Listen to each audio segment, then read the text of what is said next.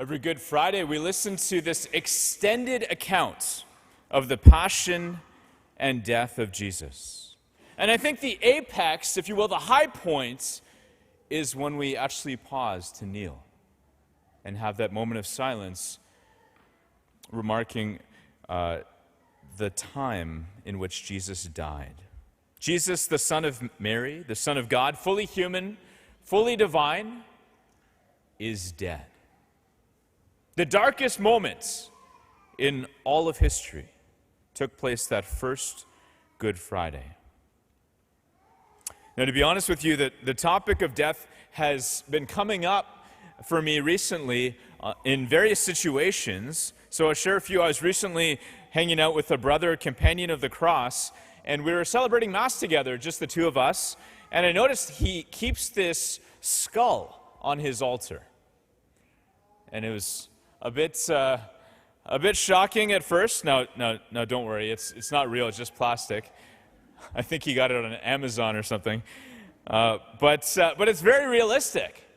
And he prays with it often to remind himself that one day that will be him.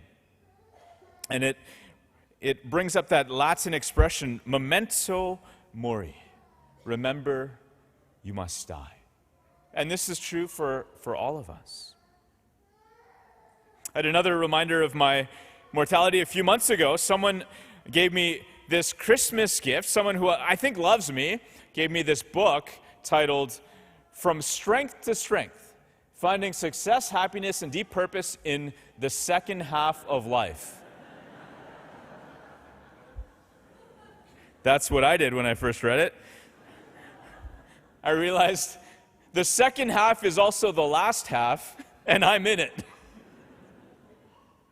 One more for you. I was in Ottawa recently for my brother's 40th birthday. My little brother is 40, so that should already tell you enough.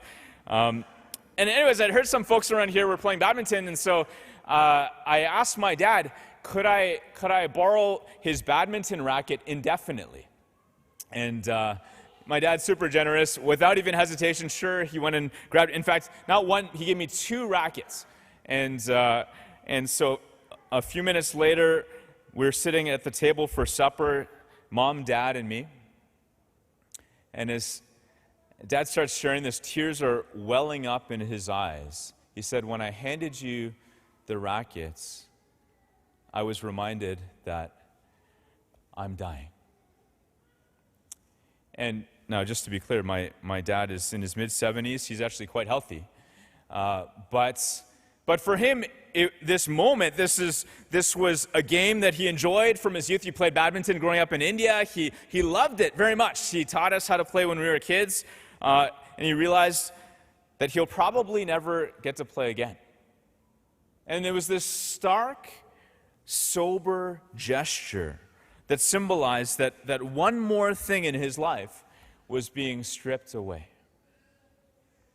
I wonder if we have this same awareness of our mortality. You know, whether you're 22 or 42 or 82, by the end of this homily, you're going to be a few minutes closer to the end of your life. Now, I don't know if you are familiar with this story from the Acts of the Apostles. St. Paul, he's preaching one day. This young guy died right in the middle of his sermon. Now, I haven't killed anybody yet. I'm not that bad. But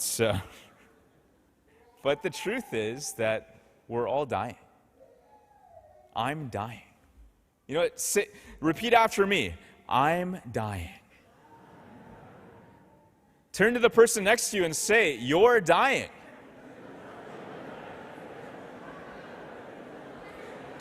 Turn to the other person and tell them you're dying.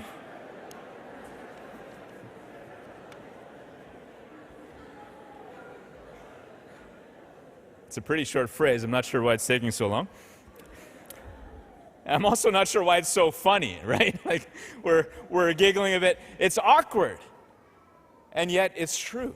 Each one of us is dying. And in fact, I think the worst part, in my opinion, is not death itself. Because once you've breathed your last, that's it. It's over. I mean, it's hard for your family and your friends, those who love you, they will miss you, they will grieve. But I think for the individual, The hardest part is the process of dying. And we do know of stories, and I'm sure you know, of people who have died very tragically, very suddenly, unexpectedly. But for the vast majority of us, this process of dying is going to be slow and painful. There'll be a letting go, a being stripped. And maybe it's not badminton for you, but maybe there's another sport. Maybe it's traveling. Maybe it's being able to host big dinner parties. Maybe it's letting go of a relationship. I think of parents who spend, the better part of 20 years raising their kids, and then so often kids move out, and sometimes to a different city, and there's that sense of loss. There'll always be your children, and yet the relationship changes. Or your physical health starts to decline. Eyesight, hearing, more medications, more doctor's appointments. I hear of so many who, when they lose their driver's license, that's like this painful milestone, this loss of autonomy. Now they have to depend on others for help. Or what about mental decline? Starts off as forgetfulness, and then so many, they descend into a kind of dementia. Right? Imagine not being able to think, to remember, to reason. I'm dying. And you're dying as well. We're in this process already of things being stripped away. Now for Jesus, he only lived to the age of 33, but his process of dying, what we call the Passion, was so horrendous. It was like decades were compressed into a few hours very acutely. And you might be asking, Catholics, you guys are so fixated on Jesus' suffering and death. Why is that?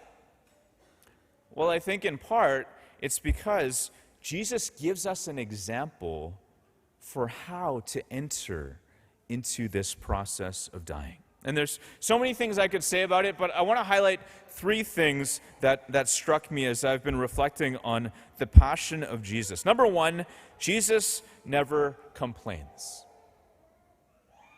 Remember a friend of mine years ago saying, for Lent, I'm going to give up complaining. Now, I'm not holy enough for that. In fact, I like to complain. My life is very tough, and I want lots of people to know how hard it is, in fact. I like broadcasting that, But I don't know if you notice, Jesus never complains. Not once. And it's not because his life was always easy, but at times he prayed, he talked it out with his Father, but he never complained. He never advertised the fact that things were being stripped away from him. The second point is that Jesus, through it all, is other-focused. He's not thinking about himself, but everybody else around him. And if anybody had reason to give up on people, it was Jesus. I mean, think about it. His closest friends, one betrayed him for money. Another guy denied even knowing him. Most of them just ran away like cowards. I mean, have you ever been disappointed by people? And you don't have to answer this question, but doesn't it make you kind of turn inwards and want to withdraw and isolate from others? Well, what did Jesus do throughout his entire process of dying? He engages with people. He chooses to seek them out, to be aware of their needs before his own. I mean, I'll give you a few examples. So Pontius Pilate is feeling this pressure from the Jewish leaders to sentence Jesus to death. And so at one point in the dialogue that we just heard, Jesus says, "The one who handed me over to you is guilty of a greater sin." In other words, he's saying, look, I get it. You're between a rock and a hard place. And Jesus is almost making it easier for Pilate to make the final sentence, which will lead to his own crucifixion.